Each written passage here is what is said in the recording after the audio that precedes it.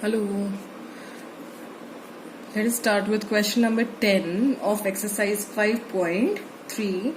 The question is, show that A1, A2 up to AN form an AP where AN is defined as below. AN हमें कैसे define किया गया है? AN is equal to 3 plus 4N. Also find the sum of first 15 terms in each case. अब आप देखिए AN हमें कैसे डिफाइन किया गया है? AN is equal to 3 plus 4N. अब N अगर हमें first, if suppose we have to find out the first term, that means N will be 1. First term मतलब A1 है ना, तो A1 पता लगाने के लिए हम N की जगह क्या पुट करेंगे? 1 is equal to 3 plus 4 into 1. So this is equal to 3 plus 4. 3 plus 4 is 7. तो A1 the first term is 7. अब A2 क्या होगा हमारा? A2 अब N की जगह हम क्या पुट कर रहे हैं? 2. तो A2 is equal to 3 plus 4 into 2.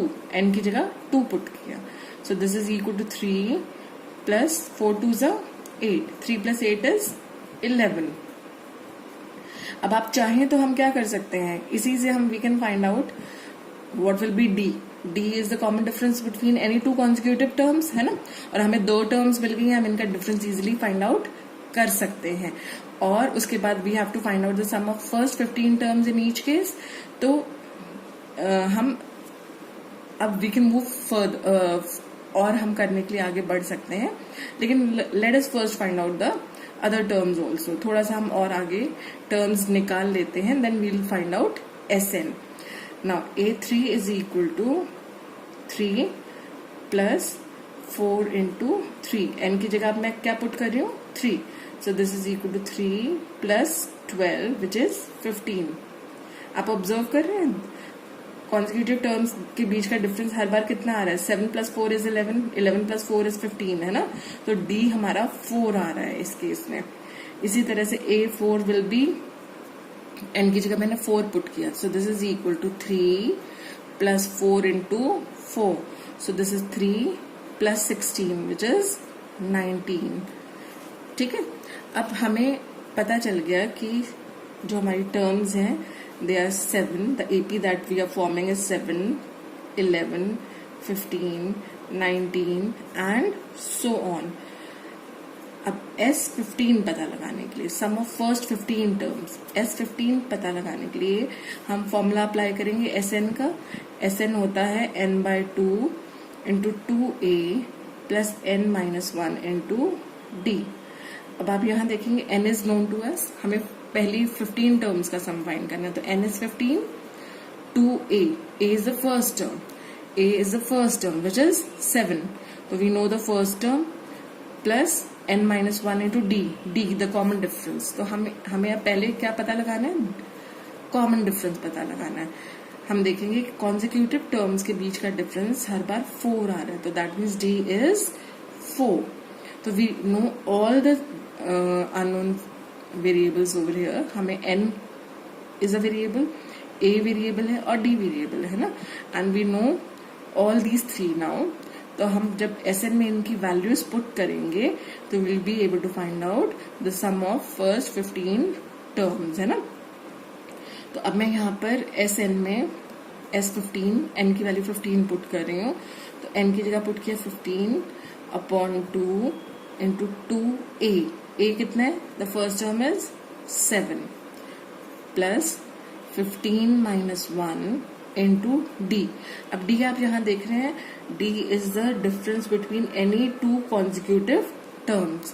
So this is equal to दो कॉन्जिक्यूटिव टर्म्स के बीच का डिफरेंस पता लगाने के लिए this will be 11 minus 7, so which is 4.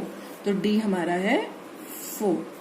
So this is equal to 15 by 2. इसको कैलकुलेट किया तो दिस इज 14 प्लस 14 इंटू 4. तो आप देखें हम क्या कॉमन ले सकते हैं? We can take out 14 common. 14 common लेने के बाद अंदर बचा 1 प्लस 14 चला गया तो सिर्फ बचा 4. So you have 15 upon 2 into 14 into 5. ठीक है. Now on cancellation we have 15 into 7 into 5. अब 15 into 7 into 5 जब मल्टीप्लाई कर हम फाइंड आउट करते हैं तो that is equal to 525. So the sum of first 15 terms of this AP whose general term AN is 3 plus 4N is 525 and the AP that is formed is 7, 11, 15, 19 and so on. जहाँ पे first term हमारी है 7 और common difference D है हमारा 4. Is this clear? Now let us move on to the second part of this question. The second part is AN is equal to 9 minus 5N. इसमें भी आपको क्या करना है? You have to first form the AP. तो let us start by forming the AP. अब N हमारा N की जगह अगर मैं 1 पुट करती हूँ, that means suppose we have to find out the first term. तो N की जगह 1 पुट करा, this is equal to 9 minus 5 into 1. So this is 9 minus 5 which is 4. A2 the second term is 9 minus 5 into 2 which is 9 minus 10. 9 minus 10 is minus 1. तो आप देखिए decreasing AP है ना. A3 is equal to 9 minus 5 into N की जगह put किया 3. So this is 9 minus 15. 9 minus 15 is, how much is this? Minus 6. ठीक है.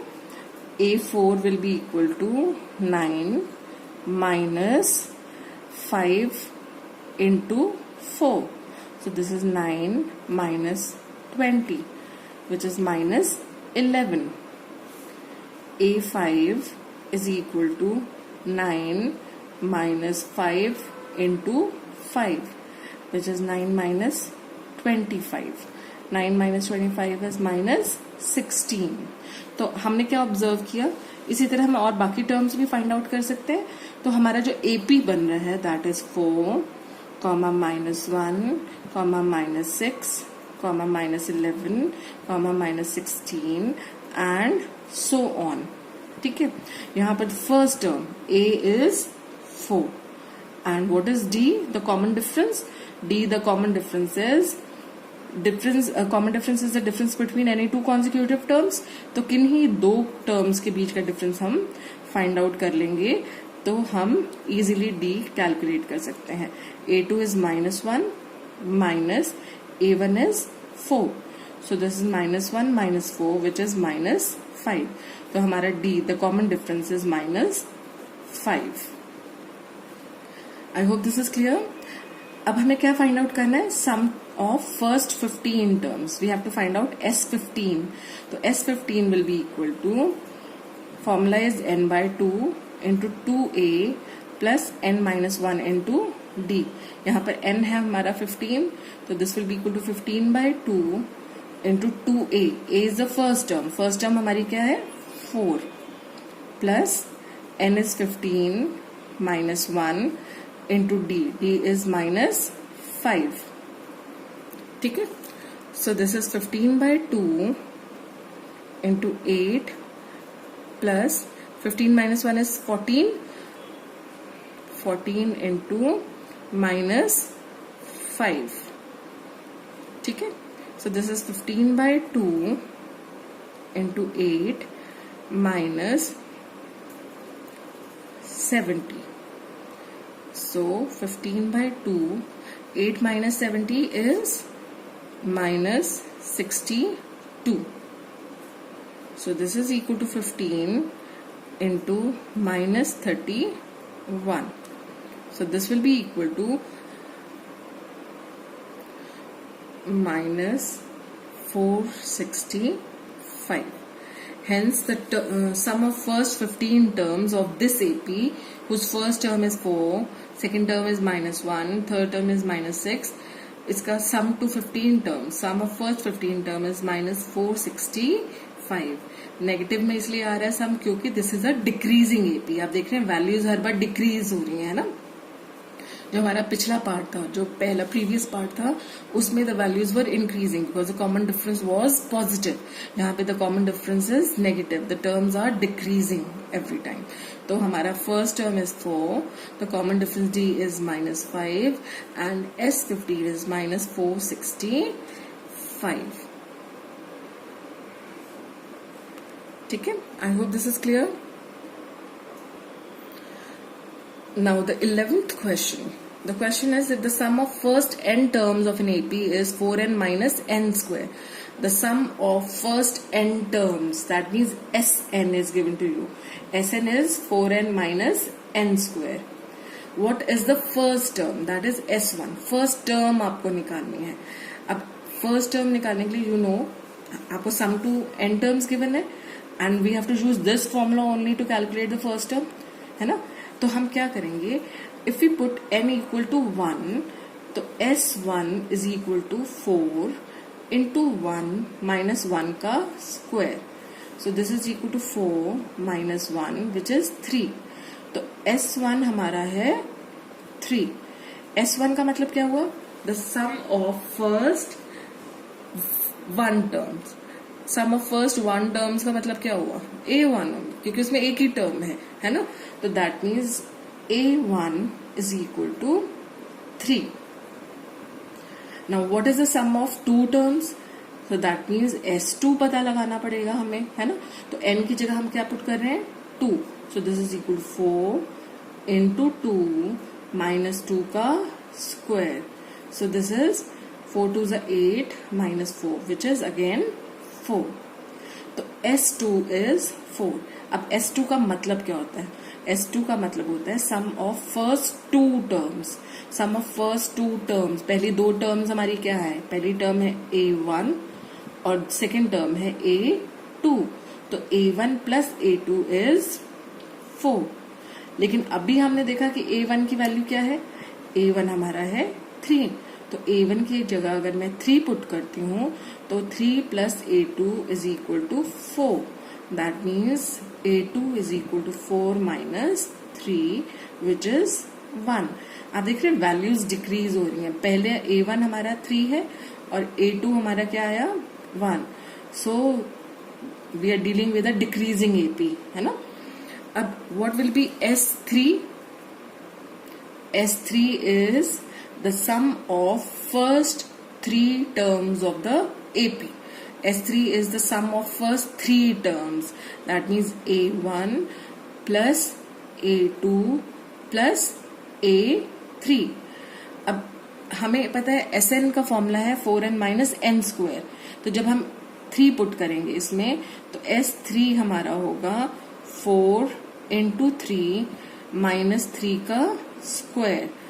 So this is 4 3s are 12 minus 3 square is 9. So this is 3. अब आपने देखा A1 plus A2 plus A3 is 3. S3 इसके equal आया ना, 3 के इक्वल आया। लेकिन S3 क्या है, the sum of first 3 terms of the AP। तो हमारे पास है A1 plus A2 plus A3 is equal to 3. Now A1 हमारा कितना है, A1 is 3, A2 is 1, A3 हमें पता नहीं है तो हम A3 फाइंड आउट करेंगे। So A3 is equal to 3 minus 3 plus 1 is 4। 4 जब इक्वल टू किस तरफ आएगा तो क्या हो जाएगा, -4। सो 3 माइनस 4 इज -1। तो हमारा A3 जो थर्ड टर्म है दैट इज -1। ठीक है, अब हमें क्या फाइंड आउट करना था, we had to find out the second term. Similarly we had to find the third and the 10th terms and the nth terms.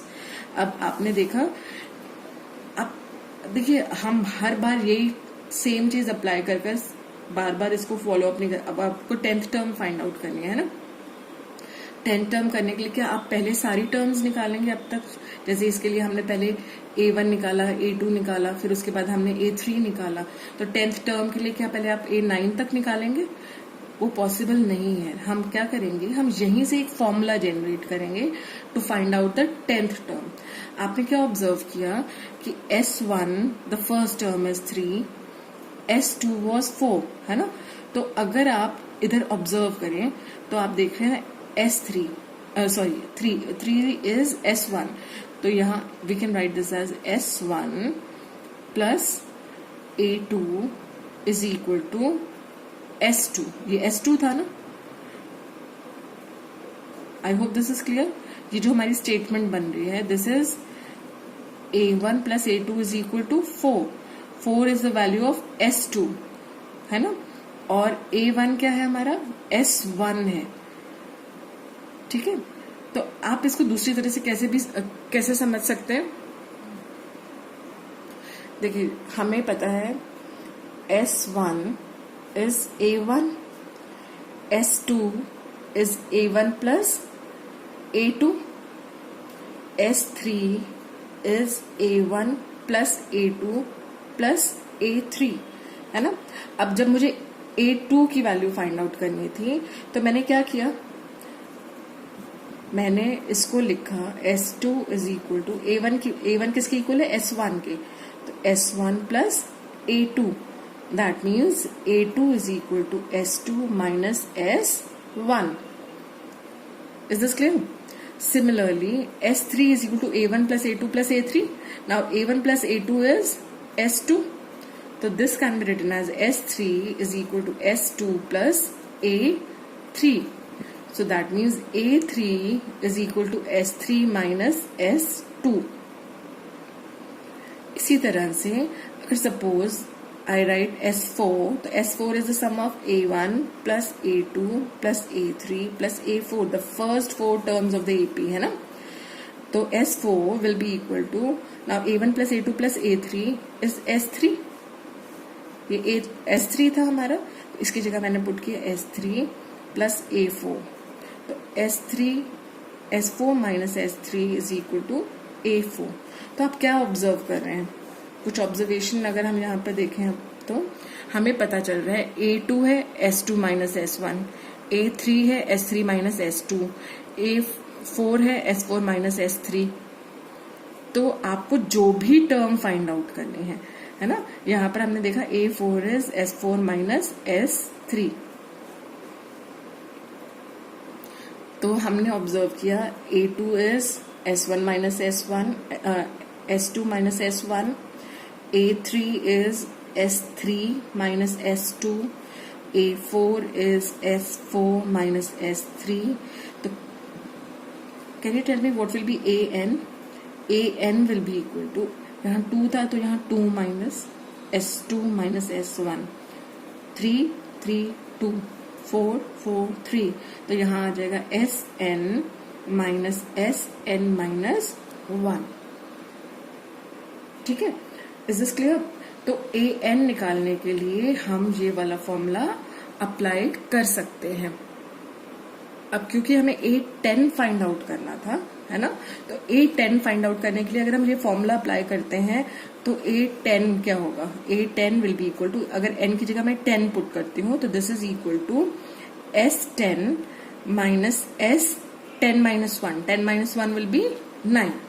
तो A10 फाइंड आउट करने के लिए मुझे S10 में से S9 को सब्ट्रैक्ट करना होगा, और मुझे पता है SN क्या दिया हुआ है हमें, what is SN, SN is equal to 4n minus n square, ये गिवन था हमें, है ना।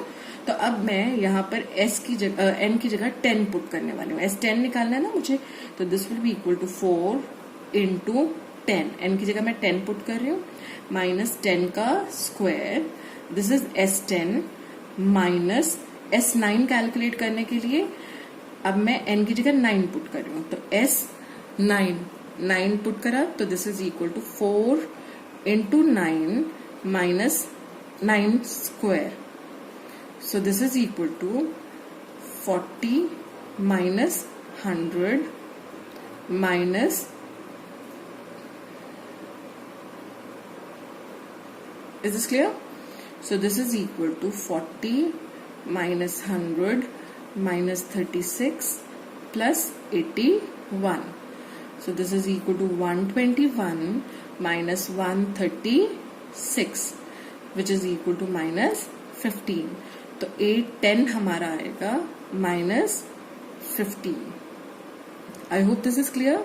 और हमें क्या फाइंड आउट करना था, एस एन हमें ए एन भी फाइंड आउट करना था, nth टर्म भी फाइंड आउट करनी थी, है ना. तो ए एन फाइंड आउट करने के लिए हमें पता है this will be equal to, according to the formula, जो ये फॉर्मूला हमारा जनरेट हुआ है उसमें a n will be equal to s n minus one.